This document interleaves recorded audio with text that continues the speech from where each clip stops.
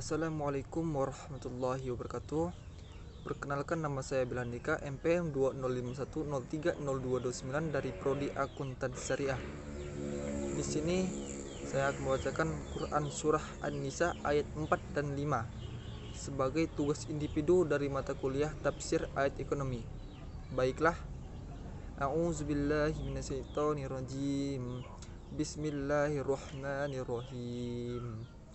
Wa atun nisaa sadaqatihinna nihlah fa in tibna lakum an shay'in minhu nafsan fakuluhu hani'an mari'a.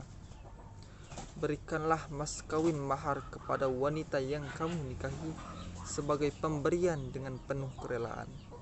Kemudian jika mereka menyerahkan kepada kamu sebagian dari mas kawin itu dengan senang hati, maka makanlah, ambillah pemberian itu sebagai makanan yang sedap lagi baik akibatnya. A'udzubillahi minasyaitonirrajim. Bismillahirrahmanirrahim.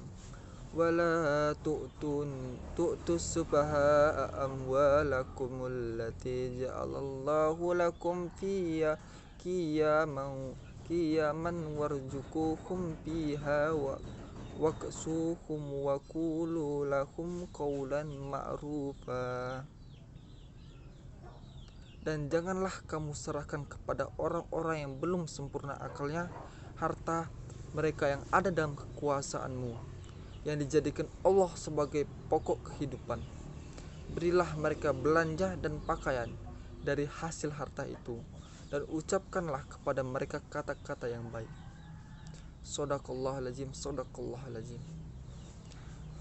Tafsir jalan lain dari Quran Surah An-Nisa ayat 4 adalah: berikanlah kepada wanita-wanita itu mas kawin kepada mereka.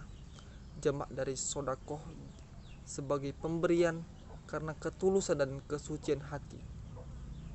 Kemudian jika mereka menyerahkan kepadamu sebagian dari mas kawin itu dengan senang hati, nafsan merupakan tamyiz yang asalnya menjadi fa'il, artinya hati mereka senang untuk menyerahkan sebagian dari mas kawin itu kepadamu, lalu mereka berikan, maka makanlah dengan enak atau sedap lagi baik akibatnya, sehingga tidak membawa bencana di akhirat kelak. Ayat ini diturunkan terhadap orang yang tidak menyukainya.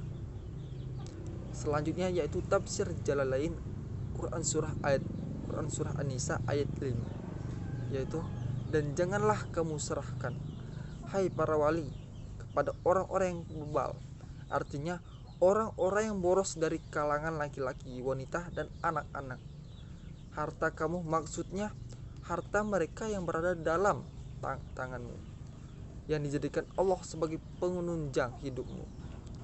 Qiyaman masdar dari qoma, arti penopang hidup dan pembela kepentinganmu, karena akan mereka habiskan bukan pada tempatnya. Menurut suatu qiraat dibaca qayyima, jamak dari qimah, artinya alat untuk menilai harga benda-benda, hanya berilah mereka belanja daripadanya. Maksudnya beri makanlah mereka daripadanya, dan pakaian, dan ucapkanlah kepada mereka kata-kata yang baik. Misalnya, janjikan jika mereka telah dewasa, maka harta mereka itu akan diberikan semuanya kepada mereka.